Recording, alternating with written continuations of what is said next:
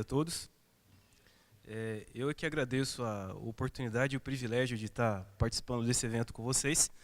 Agradeço muito ao professor Eberle pelo convite, de estar apresentando algumas ideias que a gente tem desenvolvido ao longo desde a minha graduação em Ciências Biológicas, E eu fico muito feliz em poder estar conversando com uma plateia da qual existem muitos químicos. E eu gostaria de testar se as ideias que eu tenho em relação à química estão realmente corretas em relação à origem da vida. Eu quero saber se eu não acredito na origem espontânea da vida, porque os meus pensamentos estão errados, ou se realmente é isso aqui mesmo que eu quero apresentar para vocês. Durante a minha graduação em Ciências Biológicas, durante uma das aulas de bioquímica, eu fiz uma seguinte pergunta para um professor meu, que era o seguinte: imagine que você está fazendo uma perícia num lago, e aí você encontra nesse lago uma determinada substância, leva para o seu laboratório, e você então detecta que aquilo é polietileno, tem uma certa estrutura carbônica. A pergunta que eu fiz para ele é: que características químicas que essa molécula tem que permite a gente inferir sobre uma origem espontânea ou uma origem inteligente para essa substância nesse meio? A resposta dele foi: bom, eu não sei te dizer. Você tem que conversar com um químico. Eu falei: beleza. Então eu decidi fazer o meu mestrado em química, em síntese orgânica, para entender como que as moléculas conversam, como que são as propriedades químicas que as moléculas têm, E gostei tanto dessa ideia que eu decidi fazer também o doutorado em química, Porque as moléculas me convenceram sobre como que a gente entende que as coisas, que as características químicas das moléculas, elas dizem se aquilo é fruto de um processo natural e espontâneo, ou se aquilo é fruto de uma mente inteligente que projetou aquela estrutura. Então é isso que eu quero mostrar para vocês ao longo dessa apresentação. Primeiro, a apresentação ela não tem nenhuma motivação religiosa. Em nenhum momento nós vamos tocar em pressupostos advindos de tradições religiosas. A ideia de design inteligente e evolução é se as coisas que nós vemos foram planejadas ou se elas são casuais. É nesse ambiente que o debate será apresentado, Segundo, os assuntos abordados, embora amplamente conhecidos no âmbito da química, geralmente não fazem parte de textos versando sobre a origem da vida. Quando você faz uma graduação em ciências biológicas, você estuda biologia molecular, você estuda bioquímica, nada do que eu vou mostrar para vocês aqui hoje está presente nesses livros. E a minha pergunta é: por que o que eu vou mostrar não está lá dentro? Eu quero apresentar para vocês algumas descobertas químicas, desde os tempos de minha graduação, que me levaram a tornar cético quanto à ideia de uma origem espontânea para a vida, como nós conhecemos. E eu quero começar apresentando 4 motivos pelos quais a origem da vida é, sim, parte da evolução darwiniana. Dentro da fanpage lá do Facebook, tinha um debate acalorado, dizendo: não, a origem da vida não tem nada a ver com a evolução. E eu vou mostrar que tem sim. A origem da vida é sim parte do processo de evolução darwiniana. Eu quero começar mostrando essa revista, a revista Escola. Tá aí, A Origem da Vida. Como a teoria da evolução do inglês Charles Darwin explicou que todos os seres vivos surgiram de um organismo semelhante a uma bactéria. E lá dentro dessa matéria diz o seguinte: Darwin se dispôs a responder a uma das questões que havia muito despertava a curiosidade de estudiosos. Qual a origem da vida, do homem e da natureza? Perceba que a origem da vida está linkada, relacionada com as ideias de Darwin, Outra parte dessa mesma matéria. Em dezembro de 1831 e outubro de 1836, Darwin viajou em busca de subsídios que o ajudassem a entender a origem da vida. Aí você pode dizer: não, mas Tarcísio, isso é uma revista de divulgação, Será que não tem um material mais interessante que diz que a origem da vida e evolução realmente estão relacionados? Tem. Aqui a gente tem uma das cartas que o Darwin trocava, durante o período que ele estava escrevendo A Origem das Espécies. E nós podemos ver ali naquela parte que está destacada em vermelho, que ele tinha sim ideias de como a vida teria surgido de modo espontâneo. Mais recentemente, a Nature, né, publica um artigo bastante interessante, na qual ela diz ali embaixo: a evolução darwiniana começou a operar. Isto marcou o início da vida. Olha só que interessante, né? A origem da vida e a evolução darwiniana sempre caminhando juntas, né? E mais uma evidência de que a origem da vida e a evolução caminham juntas foi o manifesto da Sociedade Brasileira de Paleontologia, né, contra a realização do evento, né? Entre as linhas que estavam ali descritas, eles diziam o seguinte: a evolução darwiniana continua sendo a única teoria científica capaz de explicar a origem e diversidade dos seres vivos no nosso planeta, incluindo a espécie humana. Explicar a origem dos seres vivos. Então, eu não consigo entender e não consigo dissociar a origem da vida de evolução darwiniana. Tá? Então, esse é o primeiro ponto que eu gostaria de apresentar. Então, depois que eu tive essa indagação com os meus professores na minha graduação, eu fiquei com essa pergunta na cabeça, né? Como teria surgido a primeira forma de vida na Terra? Eu quero destacar que até esse momento, a ideia de o Deus cristão, ou extraterrestre, ou qualquer ideia que viesse a existir, para mim não fazia o menor sentido. Eu era um ateu nesse período aqui. Tinha uma banda de rock, tocava bateria, não tinha nada a ver com ideias cristãs nesse momento, né? Aqui partiu exatamente pela curiosidade, eu queria compreender como que as coisas surgiram da maneira que eu as conheço, né? E quando a gente vai estudar a evolução, a gente se depara com esses desenhos aí, né? Então, o primeiro ser vivo, supostamente formado ao acaso, por processos naturais, seria a base da chamada árvore da vida de Darwin, né? Então, estudando bioquímica, quando você vai ler o Leninger, né, ele diz para a gente o seguinte: Miller submeteu uma mistura gasosa constituída por metano, amônia, água, hidrogênio, a descargas elétricas produzidas por eletrodos por períodos de uma semana ou mais. Experimentos de laboratório mais refinados têm fornecido boas evidências de que muitos constituintes químicos das células viventes, incluindo peptídeos e moléculas análogas ao RNA, podem ser obtidos sob essas condições. Ou seja, na universidade, a gente aprende que os blocos construtores, que as moléculas que fazem os seres vivos, podem ser produzidas naturalmente e de modo espontâneo na natureza. A gente aprende isso em bioquímica, né? O que mais que a gente aprende quando você está preocupado com essas coisas? A gente aprende que, além de ser produzido em nosso planeta, os corpos celestes estariam carregados com essas moléculas orgânicas, com esses blocos construtores da vida, né? Bom, de onde mais teria vindo isso, né? O que mais que a gente aprende lá na universidade? A gente aprende também que o RNA é uma estrutura química capaz de ser autocatalítica, que ela também tem um poder catalítico. A gente aprende isso lá em bioquímica, né? Então a gente encontra esse artigo da Nature falando sobre o mundo de RNA. Poxa, então se o RNA tem realmente uma capacidade catalítica, ele teve um papel essencial na origem da vida, né? O que mais que a gente aprende na universidade? Quando você vai estudar biologia celular, ele diz o seguinte, toda essa maquinaria representa um paradoxo central. Se ácidos nucleicos são necessários para a síntese de proteínas, e proteínas são necessárias para a síntese de ácidos nucleicos, como é que existe um sistema interdependente e veio a existir? Uma possibilidade é que o mundo de RNA existiu na Terra antes do surgimento das células modernas. Então, isso foi o que eu aprendi durante a minha graduação, né? O que mais que a gente aprende? Que um dos estágios mais precoces da evolução biológica foi a formação espontânea na sopa primordial de uma molécula de RNA autorreplicante. A concentração de RNA autorreplicante aumentaria exponencialmente com uma molécula formando duas formando 4 e assim por diante. Bom, isso foi o que eu aprendi, eu tenho certeza que isso vocês aprenderam e é isso que as pessoas estão aprendendo nas universidades, fazendo cursos de ciências biológicas aí fora. E o que eu comecei a me perguntar é se isso fazia sentido. Isso realmente pode acontecer?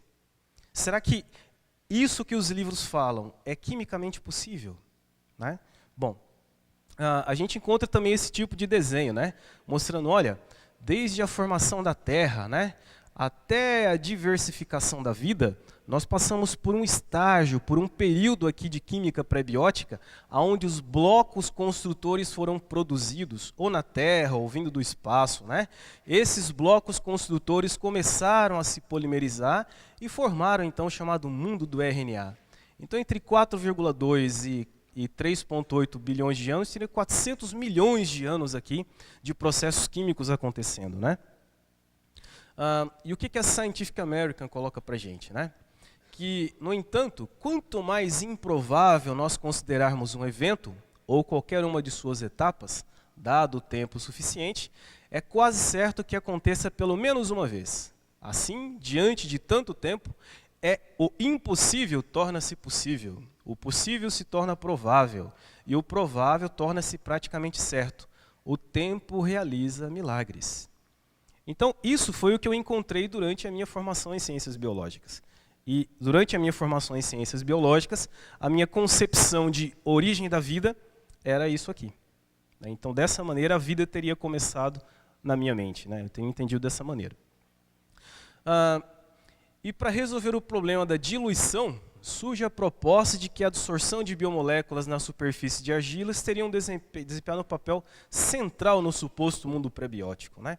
O que mais que a gente acabava aprendendo na universidade? Que se cometas, se corpos celestes trouxessem os blocos construtores da vida para esse planeta, a gente teria um grande problema porque se teria muita água e pouco material orgânico. Então, como que essas moléculas poderiam se encontrar, poderiam se reunir para começar as reações químicas? Então, você tem aí uma proposta, né, de que os minerais, que as argilas, teriam desempenhado um papel essencial e central na origem da vida na Terra. Então, assim foi sendo formada a minha concepção de mundo, foi sendo formada a minha ideia de origem da vida, né? E agora, recentemente, né, veio, agora já preparando o material para essa apresentação, tinha uma declaração da Texas Tech University dizendo o seguinte, né? Sam Carpentier apresentou o que ele chama de o santo graal da ciência para a Sociedade Americana da Geologia. Então ele diz o seguinte: a vida veio a existir em 4 etapas, que ele chama de etapa cósmica, a etapa geológica, a etapa química e a etapa biológica, né? Em seguida veio a etapa química. O calor agitando a água no interior das crateras misturou as substâncias químicas, fazendo com que simples compostos orgânicos formassem moléculas mais complexas. Provavelmente, poros e cavidades em crateras atuaram na concentração de simples moléculas de RNA e de proteínas, né? Então esse é o cenário, né, proposto para a origem da vida na Terra. Então quando você conversa com professores de biologia que trabalham nessa área, você conversa com estudantes de biologia, né, eu converso com colegas meus lá, eles dizem não, Tarcísio, a vida começou, esse cenário representa legal, porque você tem aqui, né, a etapa cósmica, depois você tem a etapa geológica, a etapa química e depois a etapa biológica de todo o processo necessário para a vida começar. Bom, essas ideias fazem sentido à luz do conhecimento químico? Foi isso que me incentivou, que me estimulou, que me levou a deixar a minha área de biologia e começar a estudar química, né? E durante o mestrado, né, e agora fazendo o doutorado em química, eu chamo de evolução do conhecimento químico, né? Quando você começa a ler esses livros, que você começa a entender as propriedades químicas da matéria, como que as leis que regem as ligações químicas, orbitais moleculares, estabilidade química, né? Você começa a se perguntar, será que realmente aquilo é possível? Então eu quero mostrar para vocês algumas descobertas que eu tenho feito, né? Eu quero começar sobre o experimento de Miller, né? O experimento de Miller, a gente já sabe que ele já caiu por terra. Mas eu quero mostrar para vocês algumas coisas que eu entendo desse experimento que poderiam muito bem estar nos livros, que podia ser discutido, mas o pessoal não coloca. Então, uma das coisas que eu acho interessante é o seguinte, né? Então, o Miller colocou aqui os gases, né, metano, amônia, vapor de água e hidrogênio para reagir, simulou a atmosfera da antiga Terra primitiva, né, com descargas elétricas, ele obteve moléculas orgânicas aqui, isso aqui ficou circulando por mais ou menos uma semana, né? E a grande pergunta que a gente faz é a seguinte, tá? Miller conseguiu obter alguns aminoácidos e outras moléculas. O que isso significa? Qual a interpretação química desse experimento? Será que obter aminoácidos significa que aquilo um dia vai virar proteína, vai virar peptídeo? Né? Então, quando a gente estuda química orgânica, a gente aprende o seguinte, né? Há um grande número de métodos e de reagentes disponíveis para a formação de ligações peptídicas, de modo que juntar aminoácidos por ligações amídicas não é difícil. A verdadeira dificuldade está em garantir que a sequência correta de aminoácidos seja obtida. O que o cara está querendo dizer para a gente? Está querendo dizer isso aqui, ó. Imagine que eu preciso formar esse dipeptídeo aqui, né? Fenilalanina com glicina. Na bioquímica, né, na matemática, 3 vezes 2 é 6 e 2 vezes 3 também é 6. Na bioquímica, não. A ordem desses aminoácidos muda completamente as propriedades químicas da molécula, que vai mudar completamente a resposta fenotípica do organismo, né? Então, se a gente colocar apenas esses 2 aminoácidos aqui em um pote e esperar que eles formem isso, a gente pode até obter. O problema é que se obtém uma série de outras coisas que não é do seu interesse. Porque os livros de bioquímica geralmente dizem, olha, esse grupo ácido vai reagir com esse grupo amina. Beleza. Mas eles não mostram que dentro do seu pote reacional, você tem não só uma molécula dessa, mas você tem centenas dessas moléculas que podem reagir com elas mesmas. Você ainda tem centenas dessas moléculas que podem reagir com elas mesmas. E além disso, você pode reagir o grupo ácido de um com o grupo amina do outro e produzir aquilo que você não quer. Então, se você tiver uma sopa, como Miller propôs, uma sopa primordial, quanto maior o número de aminoácidos formados, menor a probabilidade de você obter o que seria necessário para que a vida começasse. Tá certo? E isso a gente não vê nos livros de bioquímica e nem vê nos livros que argumentam a favor da origem espontânea para a vida na Terra. E como que os químicos, né, produzem isso aqui no laboratório? Eu faço doutorado num grupo de pessoas que estudam proteínas, né, que trabalham com estudo de proteínas por ressonância magnética nuclear. E o pessoal, quando fala que vai sintetizar proteína, você fala assim, bom, então agora vai ficar 2, 3 semanas sem ver o meu amigo, né? Por quê? Não é fácil. Porque eles precisam pegar os aminoácidos que eles vão trabalhar, né, e fazer a proteção, né, utilizar grupos protetores para que você não reaja às funções orgânicas que não têm interesse. Então, o que nós precisamos fazer, né? Você protege os grupos funcionais que você não quer que reaja, obtém aquilo que você deseja e depois você precisa desproteger os grupos que você havia protegido antes. Estratégia sintética, né? Então, tá aqui, né? Assim, a síntese de dipeptídeos, né, deveria seguir os requisitos de pelo menos 3 operações básicas, né? Que seria a proteção daquilo que você não quer que reaja, a junção desses grupos que você quer obter o seu produto desejado e depois a desproteção dos grupos que haviam sido protegidos. E a minha pergunta é, quais processos naturais teriam proporcionado a ocorrência dessas 3 etapas e, consequentemente, promovido a formação casual de polímeros de aminoácidos de importância biológica? Gente, não tem resposta para isso. A literatura que você lê, você pode ler o tanto de paper que você quiser. Você não vai encontrar uma explicação natural para essas coisas. No entanto, nós somos formados disso. Isso me deixou muito impressionado, né? Então eu concluí o seguinte, que não basta ter os ingredientes. É preciso que existam condições favoráveis. Você pode colocar os mesmos ingredientes na mão da minha esposa e na minha.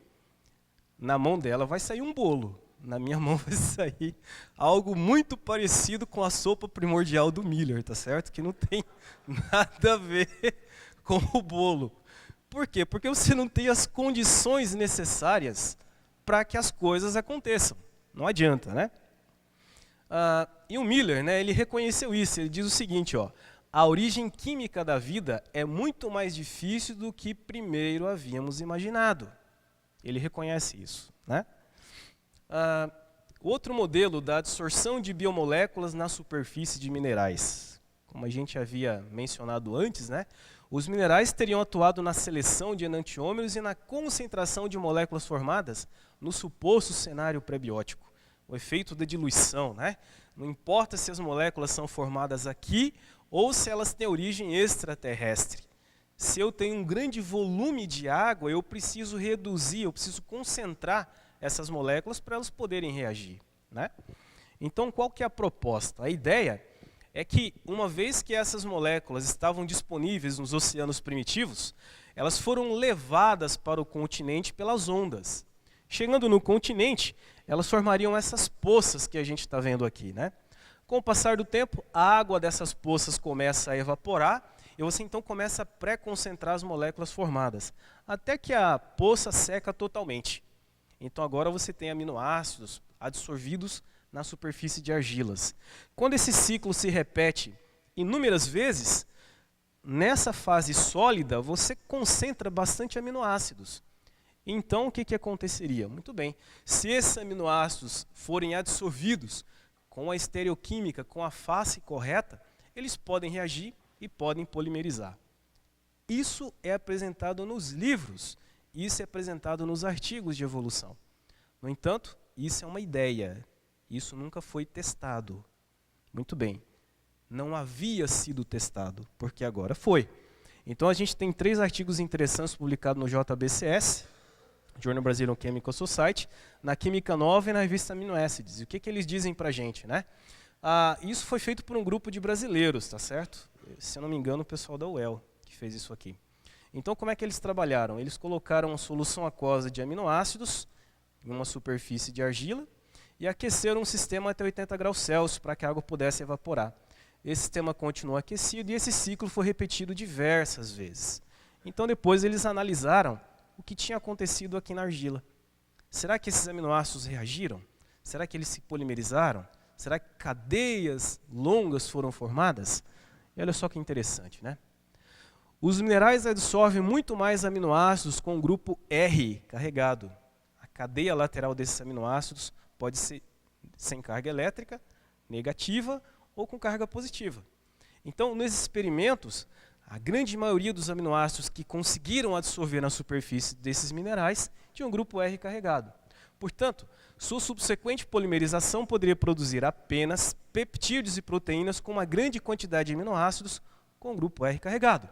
Ou seja, se esse mecanismo explicasse a formação de proteínas, as proteínas dos seres vivos deveriam ser, em sua grande maioria, formadas por aminoácidos carregados, com o grupo R carregado. E a pergunta que a gente faz é, se nós olharmos as proteínas dos seres vivos, qual é a natureza elétrica dessas proteínas? E a gente tem aqui uma publicação então mostrando o seguinte, que grande parte dos aminoácidos que fazem as proteínas são aminoácidos que têm esse grupo R sem carga. Ou seja, esse modelo de pré-concentrar aminoácidos na superfície de argilas, ele explica a formação de peptídeos onde a grande quantidade de aminoácidos tem esse grupo R carregado, mas ele não explica a formação das proteínas que fazem os seres vivos que nós conhecemos. Portanto, esse mecanismo não explica a vida como nós a conhecemos. Tá? E isso não aparece nos livros de bioquímica. Isso não aparece nos livros de biologia molecular. Né? O mundo de RNA é uma super proposta aí que tem sido colocada que resolve o problema da origem espontânea da vida. Né? E o que o mundo de RNA conta para a gente? Né? Novamente, eu já mostrei esse slide antes, então só vou ler aqui no finalzinho. Né? Que o grande problema é se você precisa de DNA para fazer proteína e de proteína para fazer DNA, quem veio primeiro? Então, o pensamento evolucionista é que nenhum dos dois. Quem resolve o problema seria o RNA. Muito bem. Na bioquímica você também tem essa mesma ideia.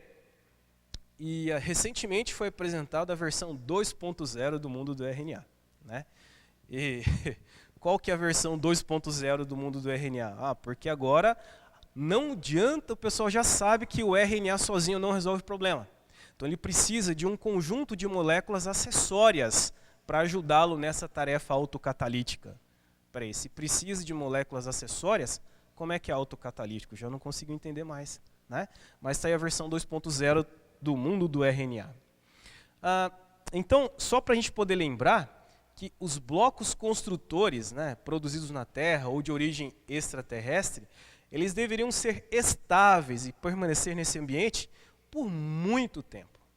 Então eles tinham que ter uma estabilidade muito grande naquelas condições. Né?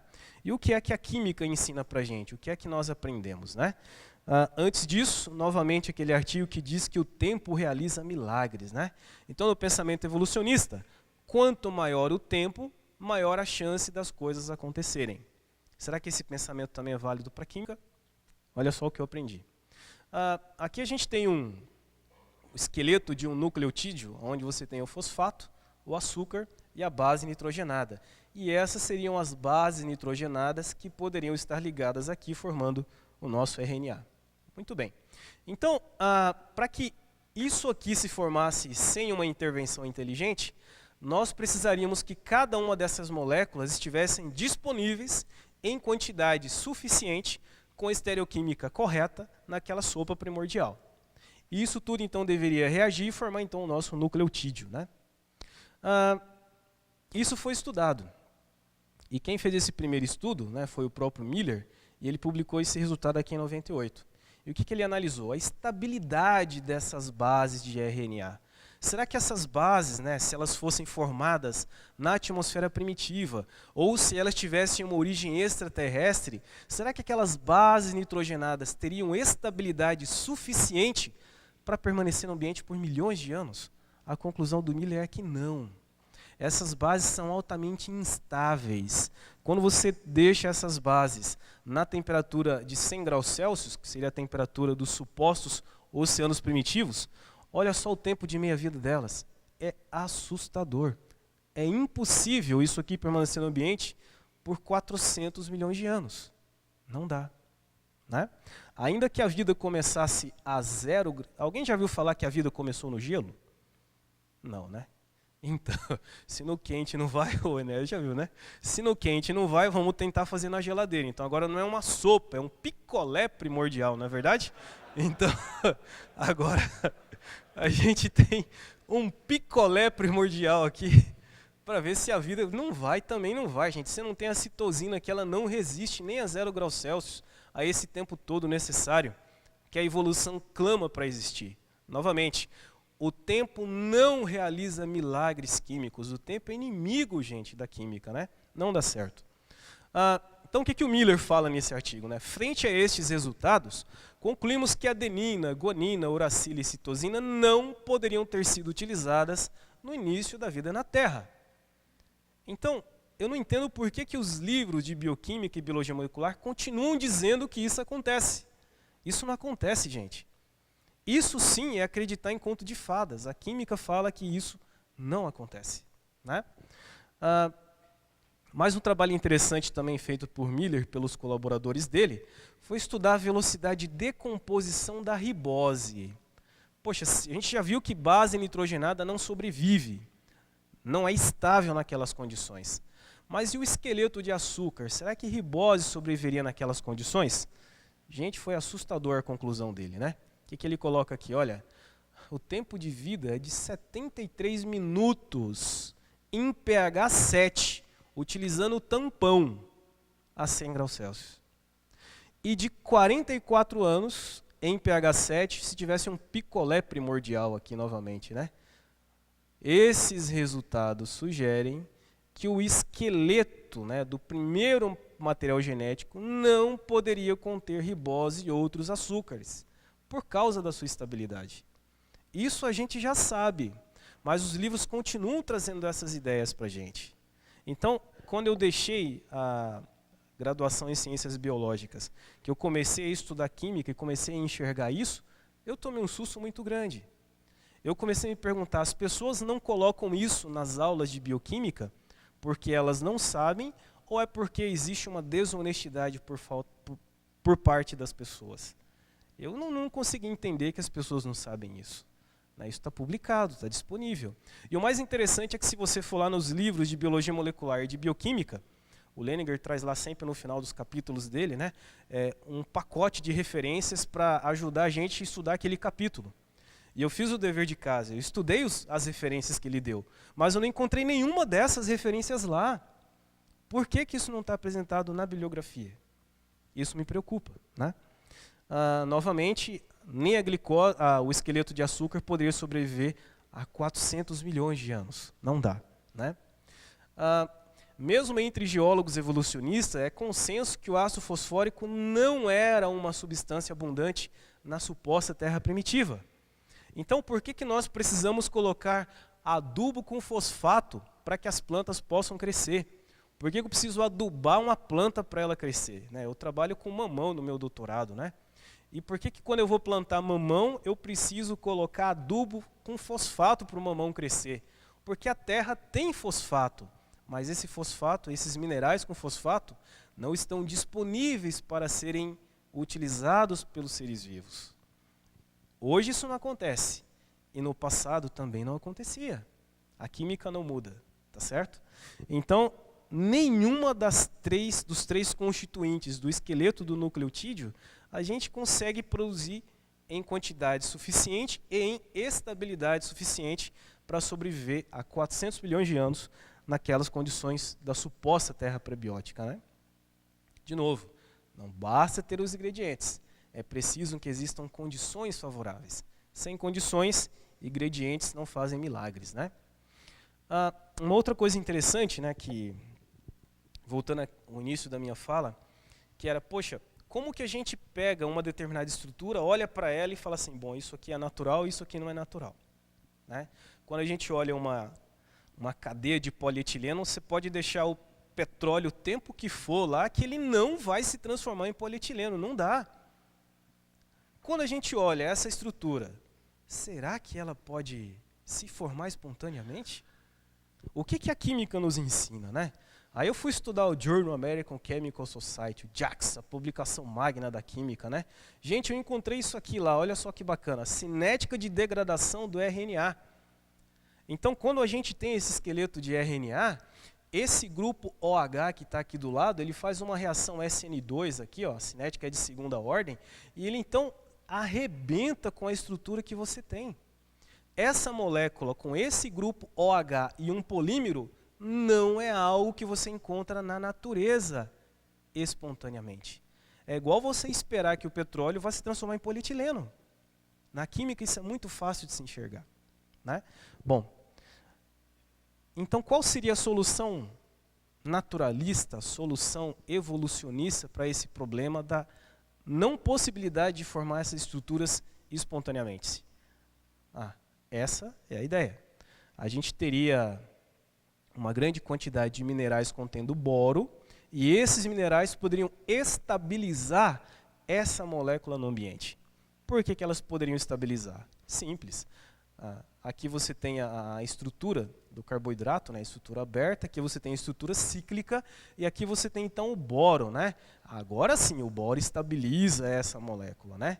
Não só ela, mas como todos os outros açúcares da série. E realmente eles conseguem demonstrar que quando você tem o açúcar contendo boro, ele é estável. Sem boro ele se decompõe, tanto em sólido quanto em líquido. Aqui tem dois tubos de ressonância, né? Um deles não tem o boro, e aí você tem a decomposição do açúcar. O outro tem o boro, ele é estável. Então aqui, né, foi aparentemente resolvido o problema da estabilidade do nucleotídeo no ambiente primordial. A grande pergunta que se fez depois foi a seguinte, tá ok. Se eu tiver um nucleotídeo, o boro se liga ali naquela hidroxila e a gente consegue estabilizar essa molécula. Mas como que isso vai polimerizar, sendo que aquela ligação não tem fosfato mais? Como que isso polimeriza, né? Isso foi estudado e também foi publicado, né? Mas antes de mostrar o que aconteceu, aqui está o autor daquele trabalho, que ele diz o seguinte: a ribose é coincidentemente estabilizada por boratos, e boratos estão disponíveis na geosfera. Isso ajudaria a resolver os problemas relacionados com a instabilidade termodinâmica da síntese prebiótica de oligonucleotídeos. Muito bem. Não é bem isso que acontece. Quando a gente lê essa outra publicação, agora de 2010, o que eles fizeram? Eles testaram diferentes minerais contendo boro e também ácido bórico puro. Será que se você tiver um ambiente contendo aqueles nucleotídeos e esses minerais e ácido bórico, será que esse nucleotídeo pode polimerizar? Será que ele pode crescer? Olha só o que a gente aprende. Os resultados da presente análise mostram que boro ou minerais contendo boro atuam principalmente de modo a favorecer a rápida desestabilização da forma polimérica, exercendo assim um papel negativo em cenários prebióticos de polimerização de nucleotídeos de RNA. Ou seja, embora o boro tenha uma atuação na estabilidade do açúcar, ele desestabiliza as cadeias em polimerização. Tá certo? Outros pontos importantes que a gente não consegue abordar aqui porque o tempo é pequeno, mas que a gente acaba aprendendo quando você estuda química. O enovelamento da molécula de RNA é dependente da concentração de íon sódio, magnésio, zinco e entre outros. O RNA linear não faz nada, ele precisa ser dobrado. E essa dobra dele depende da presença desses íons em concentração ideal. A mais ou a menos, não acontece nada. Tá? Quanto maior a temperatura, menor a estabilidade da molécula de RNA. À medida que essa molécula começa a crescer, a temperaturas altas desestabilizam essa molécula também. A sequência de bases nitrogenadas afeta drasticamente a estabilidade da molécula em formação. Então, se a gente lembrar daquelas bases nitrogenadas, elas sempre têm anéis com um membro e anéis com dois, e estruturas com um anel e estrutura com dois anéis de bases nitrogenadas. Se você não alterna isso da maneira correta, essa molécula não é estável, tá certo? A falta de pureza enantiomérica impede a polimerização de nucleotídeos. Então também foi feito, trabalhos foram apresentados, onde você tinha não só os enantiômeros corretos, mas a mistura racêmica. E não acontece nada, nada polimeriza. Né? E muitos outros problemas a gente teria com relação a esse suposto mundo de RNA. Né? Já partindo para a parte das considerações finais. Né?